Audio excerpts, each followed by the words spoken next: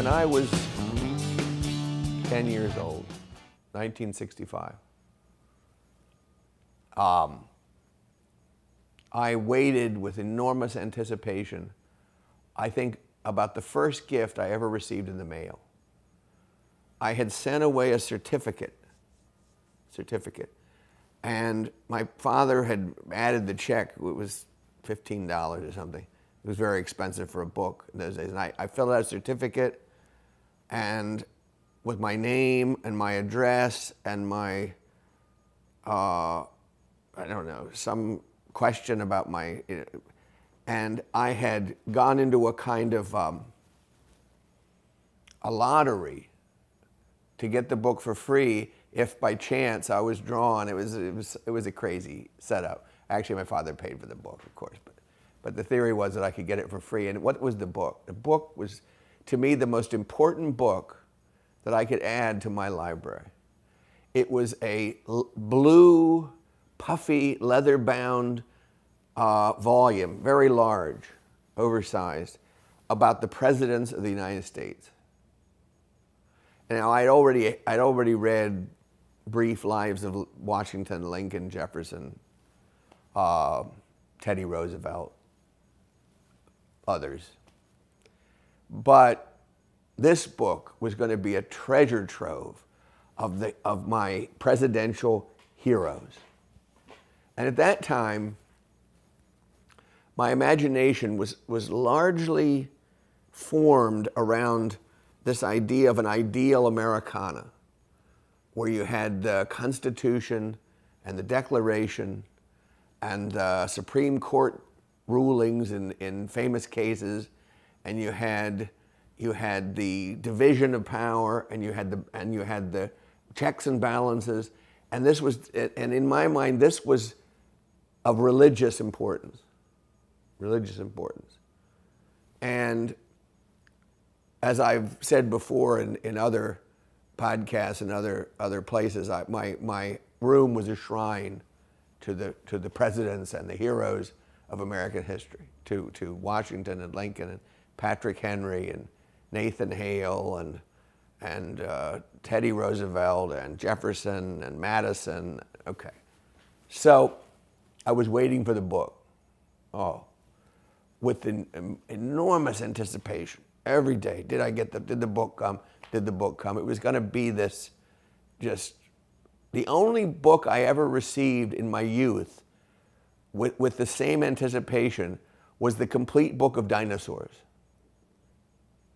And in the complete book of dinosaurs, not only had, every Stegosaurus and the Ankylosaurus and the Brontosaurus and the Diplodocus and the rest, but it also had a stamp for each one that you could take out of a separate book and put on as a special picture in each section for each dinosaur. And being able to put that stamp in the book, to me, was a thrill. And I got this thing in the mail, the dinosaur. My second book was The Presidents. Now, my father said to me in his normal manner, he said to me in his way, if you want this book, which cost $14.37 or whatever it was, if you want this book, you have to memorize the names of the presidents, and in order, and you have to recite them to me. If you do that, I will buy you the book, and I'll also give you 50 cents extra for your allowance this week. Wow, this was just phenomenal. My allowance was like 20 cents or something. So I sat down, and in that day, it wasn't too hard because I already had a lot of them sort of pieced together.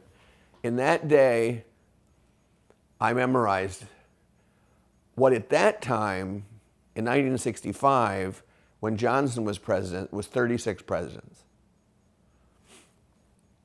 We now have 10 more presidents, but in those days it was 36 presidents. And I memorized them.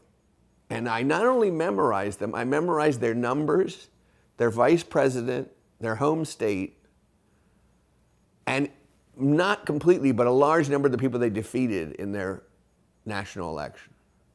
And this was information so important So my father said, okay, do it. And I sat and I did, Washington Adams, Jefferson, Madison, Monroe, John Quincy Adams, Andrew Jackson, Martin Van Buren, William Henry Harrison, John Tyler, James Knox Polk, Zachary Taylor, Millard Fillmore, all the way down. Knocked them all out. He quizzed me. What state was Pierce from? New Hampshire. Right. What state was Taft from? Ohio. Yes. Yes.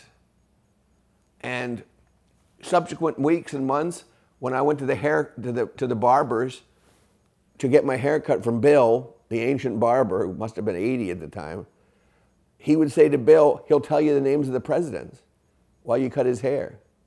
And Bill would say, no, yeah, go ahead, Bland. Tell him the names of the president. So he'd be like working on my hair, and I'd be like, Teddy Roosevelt, Taft, Wilson, and they'd be, oh. And the little group of men, all in their 60s or 70s, would like clap. Wow, he knows the names of the presidents in order. Now, it's important to note that I lived on a street called President Avenue. And it was called President Avenue because it ran up parallel to a place called Wheatland, which was where James Buchanan, our 15th president, and very arguably our worst president. Probably, you could make an easy argument that he was our worst president, worse than Harding, maybe even worse than Trump, worse than anybody. But he lived 2 blocks up from my house on this little street called Wheatland. That was James Buchanan's home. And so even James Buchanan, the do-nothing president who helped precipitate the Civil War and who was perhaps the most benighted figure that ever was in the office, I still had a worshipful regard for him because he lived up the street. He had his shock of white hair. He'd been Secretary of State. He'd held all kinds of important offices. He was more prepared to be president than anybody who ever held the office. That was what was said about him. And yet he was the worst. Oh well, that's a sobering lesson itself. So, the presidents. Who was the shortest president? Madison. Who was the wealthiest president? Kennedy. It was like a quilt of important information. They were the gods in the pantheon of my American childhood. Long before my religious conversion, and even though at that time already Jesus had become a kind of hero of mine, but these were the outstanding figures that explained, the whole idea of leadership and the fulcrum of democracy was placed in the hands of these great men. Now I look back and say many of them weren't that great. Some of them were bureaucrats, some of them were incompetent, some of them were overly aggressive at time of war, others were unwilling to act under crisis. So, at that time I was too young for that kind of judgment. I simply had my beautiful blue leather-bound book, each with a painted figure of each president, 1 page large, the kind of picture you'd see hanging in the White House. I was in heaven.